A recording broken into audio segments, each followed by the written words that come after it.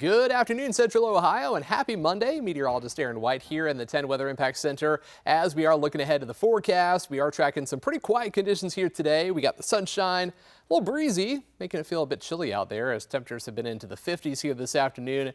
But we are tracking some changes as we go through the week. We got some warmer temperatures to look forward to by Wednesday, but we are also tracking our next weather maker that's going to bring some rain back to Ohio, looking ahead to Friday into the weekend. But also probably the big story is going to be some colder temperatures that we have in store by Saturday, and especially looking ahead to Sunday. So we'll have a look at that here in the 7-day forecast in just a moment. But as we dive into our 10 weather impact forecast, again, we are tracking plenty of sunshine out there this afternoon. A few scattered clouds, but nothing to worry about here for today. Just a little breezy this afternoon as winds are out of the west, about 10 to 15 miles per hour here. A few gusts up to near 20 here for this afternoon. So that's what we are tracking. Actually, now the wind has just picked up here just now here at 2 p.m. Winds are sustained at 21 miles per hour. So it is breezy, and that has helped to bring in some warmer temperatures into the mid to upper 50s across central Ohio.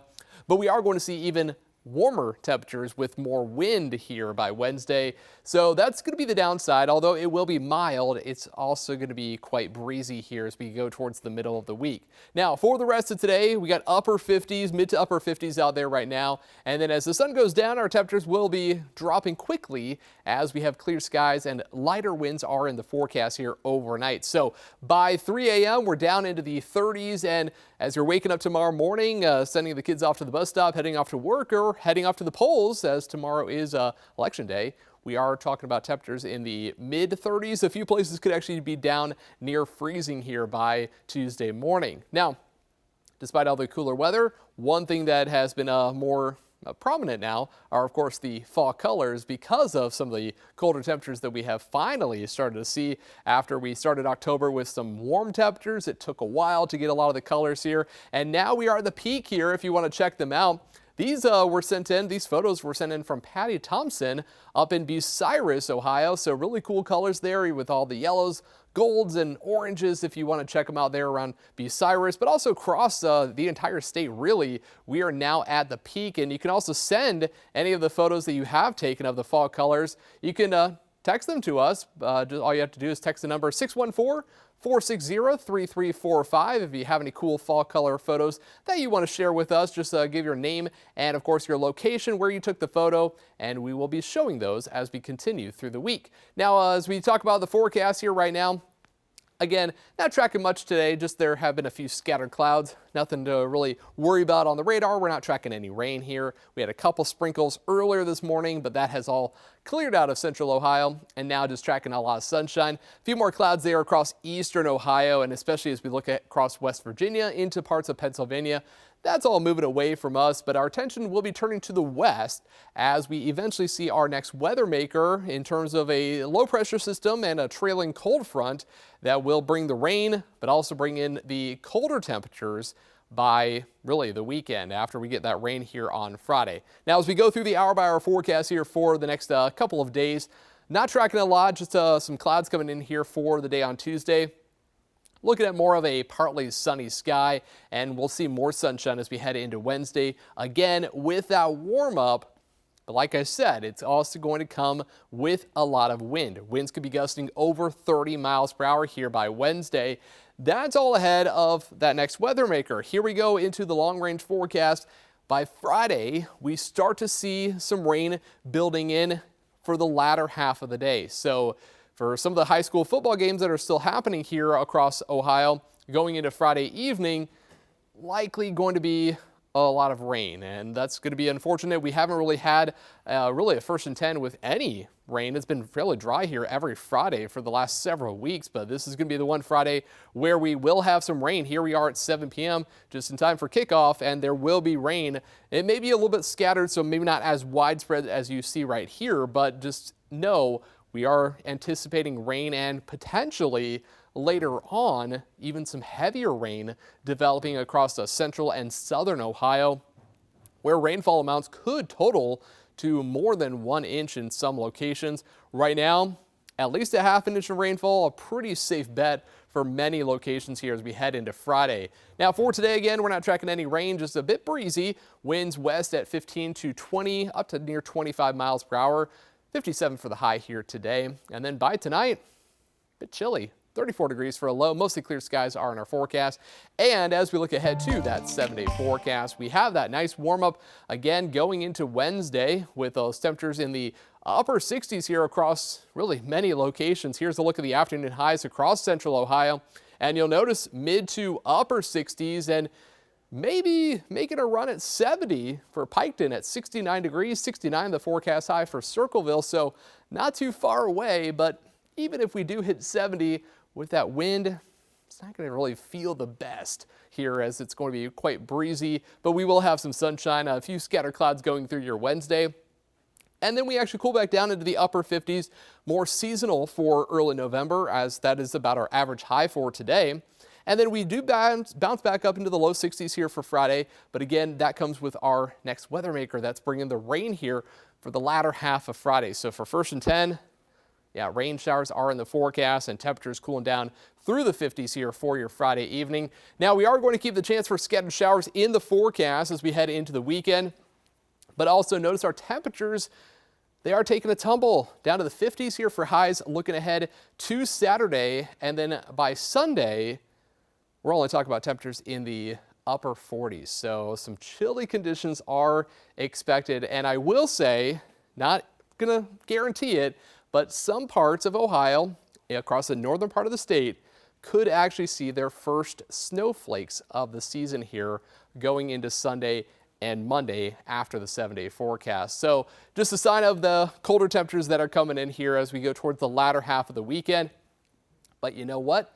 It's November, so it's to be expected here across across Ohio and across the Midwest. It's not unheard of to get a few snowflakes in here during the middle of November. So we'll be watching that, but again, nothing to worry about. The biggest thing that's going to have an impact here is going to be the wind and also the rain going into our Friday. So as I mentioned with the fall colors that we are seeing right now, if you want to check them out, now is the time to do so, because once we get that wind on Wednesday, that's going to knock a lot of the leaves off the trees.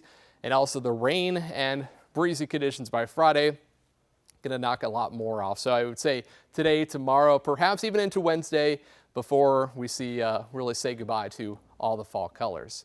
So that's a look at your 10 weather impact forecast. And now on to some sustainability news here in Ohio. Honda has opened up a new center near Marysville focused on giving new life to old and unused equipment. This is a look inside Honda's Resource Circulatory Center.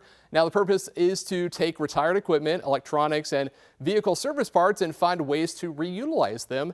An effort meant to lowering the waste that may end up in landfills. I recently spoke with Matt Daniels, Director of Procurement Sustainability at American Honda, about this new center.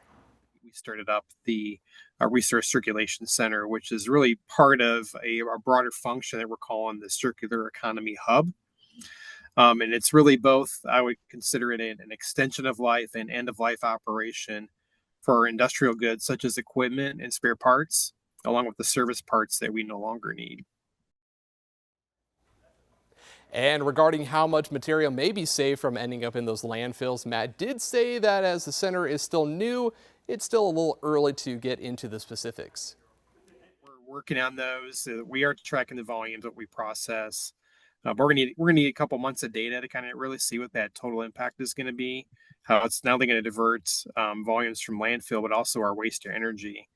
So waste to energy is a good way for us to offset landfill, but it still requires cost and energy to burn that trash. So we're really looking at both of those avenues of how we can divert that. And definitely going to be exciting to learn how the center continues to build upon its operations really over the next few months and as we head into 2026. And as we continue on with some sustainability news, sorting paper, glass, and plastic recyclables can be a chore, but imagine what it's like with thousands of tons of material. A new artificial intelligence tool is helping some recycling centers, but as CBS's Bradley Blackburn explains, they still need your help at home. At this recycling plant in Berlin, Connecticut, multi-million-dollar machines move in every direction, sorting everything you can imagine. It moves fast. Very quick process up to 50 to 60 tons an hour. But blink and you might miss game-changing technology. Intelligent eyes closely watching it all. That box is a supercomputer. It is, yeah. The red boxes are from a company called Gray Parrot. Entrepreneur Ambarish Mitra believes artificial intelligence combined with high-speed cameras can help solve a massive global waste problem.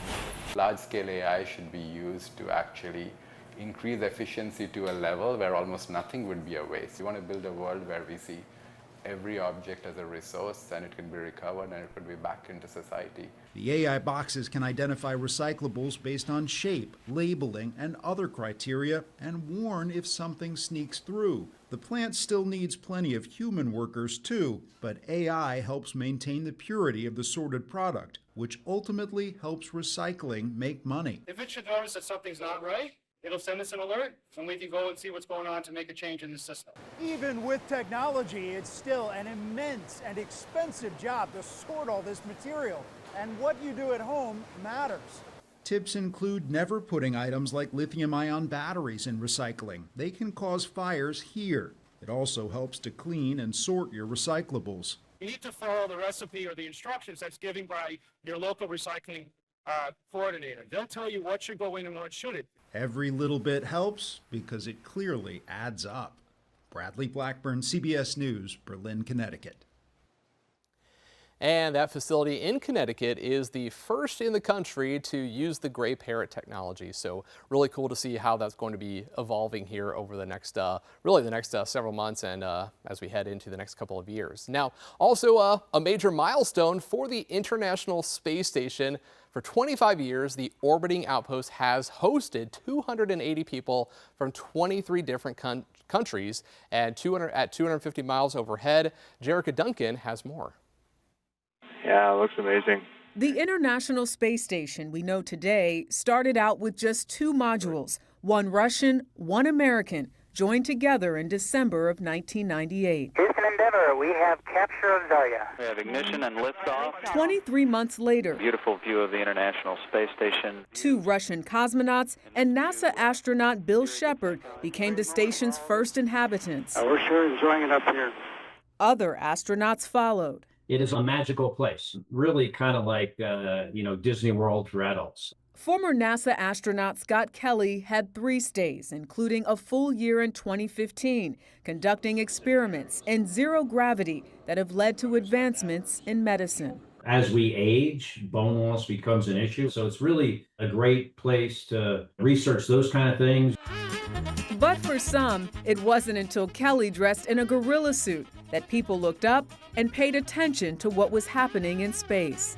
You cannot look away from a gorilla flying around the International Space Station. If you can get one kid's attention with it, well worth the effort. From marathon runs to a pizza delivery, anything seems possible in space. Former NASA astronaut Garrett Reisman says his favorite moment was suiting up for a spacewalk. And I watched an orbital sunrise, and I had nothing between me and the sun but the horizon of the Earth, and I still can see it. And something else he witnessed, unity. The biggest or most successful peacetime collaboration between nations. If we can do this, we can do anything. We can fix our challenges at home, abroad, and if we want, we can go to Mars someday. Jerica Duncan, CBS News.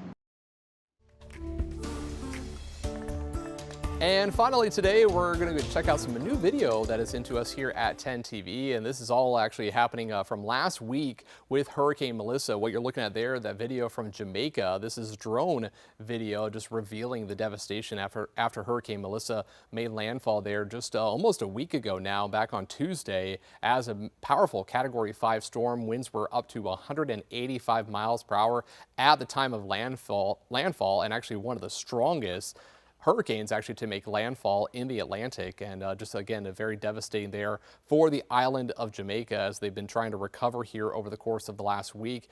And it is the first major hurricane to actually make landfall really since 1988, and forecasters are estimating that there was several $billion in damage, $48 to $52 billion in damage and economic loss across the Western Caribbean, including Jamaica, Cuba, even parts of Haiti that were really impacted by, again, a powerful Hurricane Melissa.